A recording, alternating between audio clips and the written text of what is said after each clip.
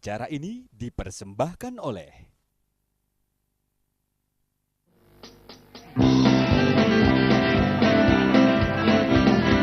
memilih untuk Surakarta calon wali kota dan wakilnya. Ayo memilih untuk Surakarta, ayo gunakanlah hak pilihmu. Terima kasih. Bapak Ibu yang kami hormati, kita memasuki segmen yang kelima dari debat pada malam hari ini.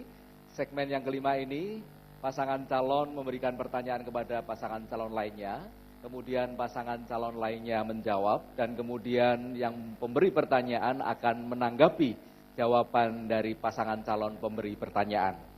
Baiklah Bapak Ibu dan hadirin yang kami hormati, kesempatan pertama kami persilahkan untuk pasangan calon nomor 1 untuk memberikan pertanyaannya. Waktu Bapak 1 menit dari sekarang. Pemerintahan ke depan akan diwarnai faktor-faktor eksternal sesuai dengan tema keserasian pembangunan pusat dan daerah. Akan diwarnai adanya MEA dan SDGs. Tadi yang MEA sudah ditanyakan dari KPU. Yang kedua, saya ingin menyampaikan apa strategi-strategi ke depan untuk menghadapi SDGs 2015 sampai dengan 2030. Terima kasih. Masih setengah menit, silahkan. Masih ada tambahan? Silakan Pak Menteri. Saya mau bertanya, bagaimana pasangan nomor urut 2 begitu percaya diri mengulang slogan 3WMP, sedangkan berdasarkan akhir masa jabatan, tren ekonomi menurun, investasi menurun, pertumbuhan ekonomi menurun, angka kemiskinan Waktu naik. Anda selesai. Dan kami persilahkan kepada pasangan calon nomor urut 2 untuk memberikan jawabannya. Waktu Bapak 3 menit dimulai dari sekarang. Baik, terima kasih untuk menanggapi tadi, untuk strategi. Tadi disampaikan untuk SDGs yang perlu kami sampaikan adalah target 2019. Kalau saya dan Pak Pur diizinkan Tuhan dan rakyat mendukung, targetnya adalah 100% sanitasi, 0% lingkungan kumuh, dan 100% air bersih. Itu target. Program apa yang akan dilakukan? Tentunya ya 3WMP itu bisa mencapai ke sana.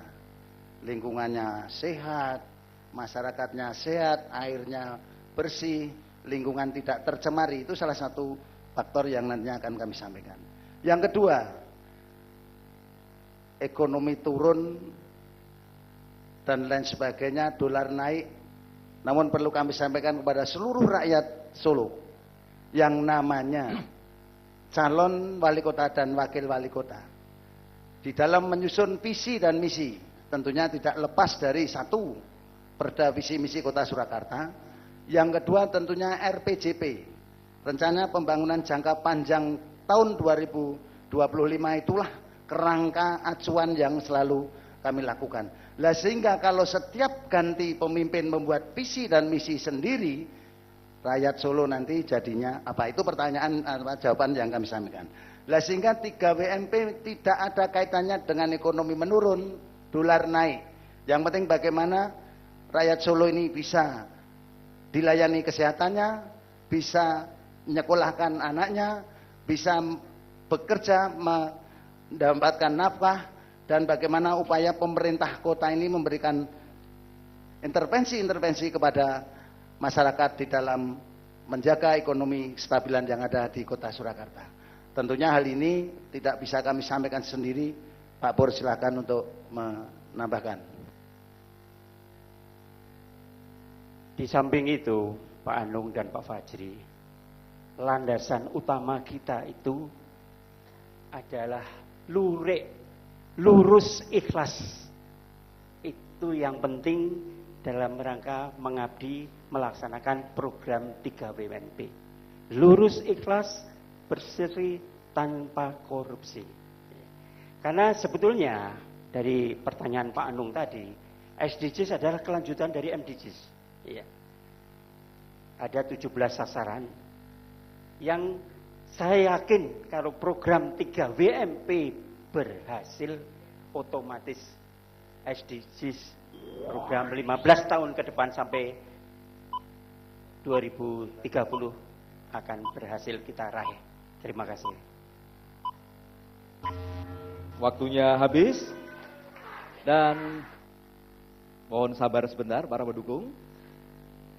Kami persilahkan untuk pasangan calon nomor urut 1 untuk menanggapi jawaban pasangan calon nomor urut 2. Waktu Bapak 1 menit dimulai dari sekarang. Maaf, kami lerat. Waktu Bapak 3 menit dari sekarang. Jadi mohon maaf Pak Rudi dan Pak Pur. Memang satu jurus mestinya tidak untuk semua. Memang 3WMP, kalau begitu 3WMP itu untuk semua, apapun keadaannya. Saya pikir nggak begitu dalam menentukan ke depan. Memang benar, seperti apa yang disampaikan Pak Pur tadi, bahwa SDGs itu kelanjutan dari MDGs, ada beberapa yang mengalami kegagalan. Tapi sebenarnya ada 4 poin utama dalam rangka SDGs itu. Yang pertama pembangunan manusia, pembangunan ekonomi, pembangunan lingkungan hidup, dan governance. Jadi saya pikir kalau 3WMP secara umum tadi itu enggak menyasar kalau hanya untuk menjawab SDGs. Kalau yang menyasar mestinya ya poin-poin yang satu, pembangunan manusia itu apa, ini apa, yang kedua apa, tiga apa, empat apa. Ya Solo ini bukan kota yang kecil, kota yang tidak terkenal. Solo kota yang cukup terkenal. Lebih-lebih Solo sekarang menjadi pusat nasional. Sehingga pemimpin ke depan memang harus sangat paham akan gejala-gejala, sangat paham akan kondisi-kondisi eksternal yang ada di kota ini, juga kondisi-kondisi yang harus diselesaikan. Saya pikir nanti coba dilengkapi sesuai apa yang saya sampaikan tadi tentang SDGs, biar nanti lebih menyasar. Kalau semuanya harus diberi formula 3WMP, ya kasihan masyarakat Kota Surakarta. Mungkin ini saja yang kami sampaikan. Monggo Pak Fajri. Saya hanya merasa pertanyaan saya belum terjawab. Jadi sepeninggal Pak Jokowi, itu indeks-indeks yang saya sebut tadi grafiknya menurun. Wareg, berarti harusnya secara ekonomi sejak itu dicanangkan naik. Indeks kekenyangan, nanti dalam bahasa yang lebih serius di bahasa ekonomi apa? Wasis, kemudian papan. Gitu. Saya sosialisasi sebelum itu juga sudah belusuan Pak Rudi. Jadi banyak keluhan warga Solo itu perumahan. Banyak yang tidak punya rumah. Banyak yang berumah di tanggul.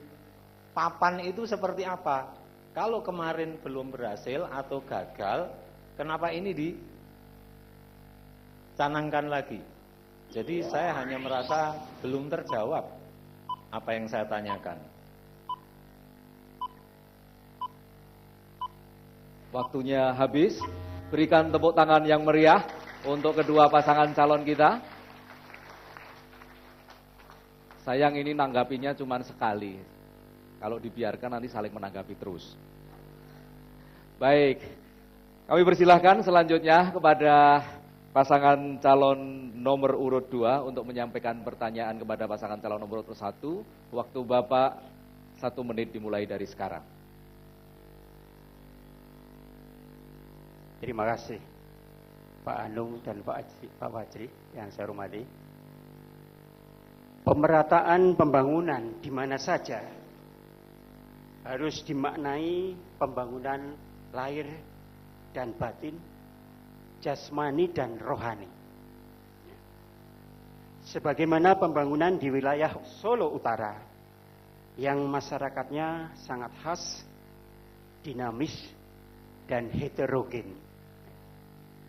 Pertanyaan saya, bagaimanakah tanggapan Anda jika masih ada segelintir masyarakat yang merobek harmonisasi pembangunan suasana batin di Surakarta dengan menghembuskan isu SARA dalam pilkada tahun ini. Terima kasih. Terima kasih. Kepada pasangan calon nomor 1, kami persilahkan menjawab. Waktu Bapak 3 menit dimulai dari sekarang. Terima kasih. Pak Pur mungkin lupa bahwa dalam konteks ibadah kita mengacu ada sebuah tuntunan. Jadi kita harus membedakan mana yang SARA, mana yang itu tuntunan. Kita tidak bisa.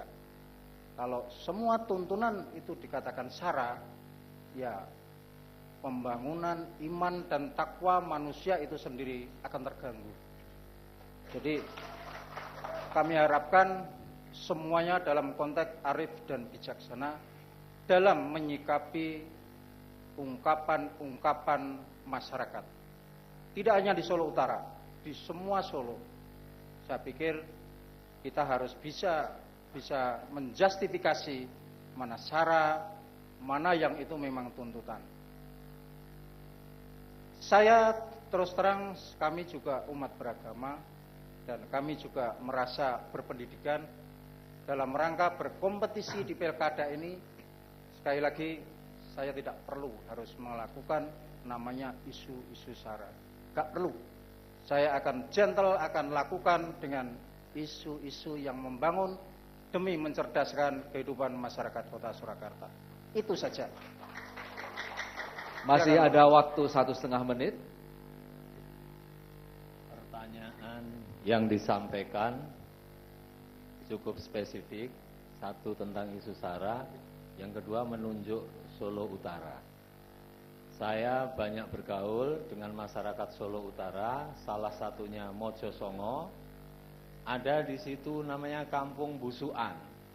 Banyak pihak menganggap sensitif masuk di situ.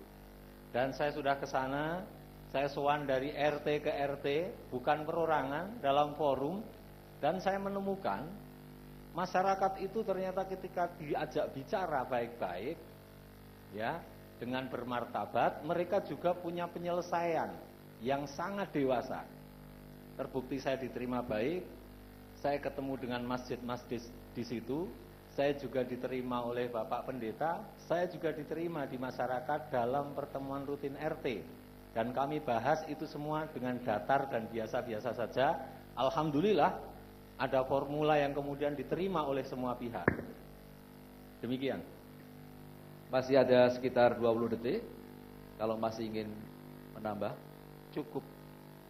Terima kasih kepada pasangan calon nomor 1, dan kami persilahkan pasangan calon nomor urut 2 untuk memberi tanggapan kembali pada jawaban yang telah diberikan. Waktu Bapak 3 menit dimulai dari sekarang. Pak Anung dan Pak Fajri, menurut saya jawaban penjelasan itu kurang pas ya. Yang saya maksud itu dalam pilkada tahun ini.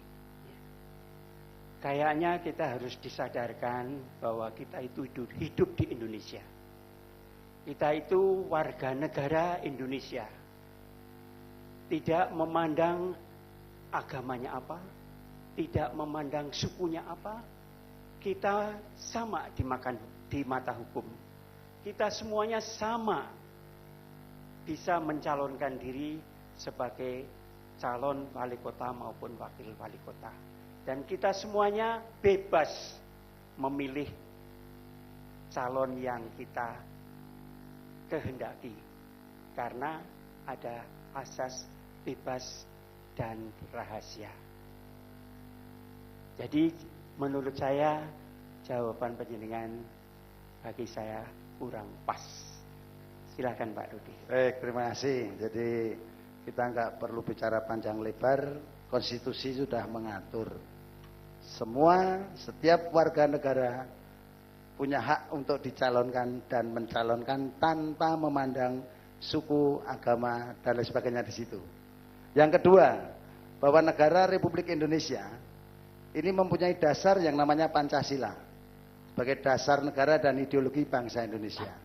Yang kedua mempunyai pilar yang namanya Undang-Undang Dasar 1945. Disitulah pilar-pilar yang menjadi atapnya adalah yang namanya NKRI, Negara Kesatuan Republik Indonesia, yang isinya adalah Bhinneka Tunggal Ika. Itulah sebetulnya, marilah kita pahami betul bahwa konstitusi mengatur di situ. Yang ditanyakan Pak Pur tadi tentunya bukan salah satu yang ada di sana. Mungkin kalau Pak Fajri nanti akan membuka kembali masalah busuan, silakan membaca SKB 2 Menteri itu dengan cermat. Kami pun juga tidak akan mengungkap yang di sana, namun yang dipertanyakan Pak Pur, apakah tanggapan dari Pak Anung dan Pak Fajri apabila dalam pilkada ini ada singgungan-singgungan tentang SARA. Itu sebetulnya itu saja, jadi tidak ada yang lain. Namun perlu kami sampaikan, Pak Fajri dan Pak Anung tidak usah galau. Saya dan Pak Pur tetap berpegang. Kalau Tuhan mengizinkan, rakyat mendukung, saya akan mengabdi dan melayani masyarakat tanpa korupsi. Itu harga mati bagi kami. Terima kasih. Masih ada 15 detik, ada tambahan? Cukup, Pak. Cukup, kita beri tepuk tangan yang meriah untuk kedua pasangan calon kita.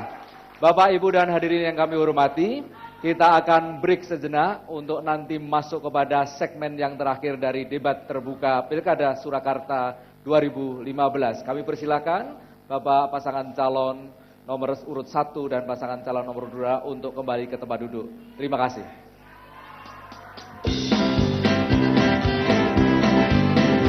Ayo memilih untuk Surakarta. Pak.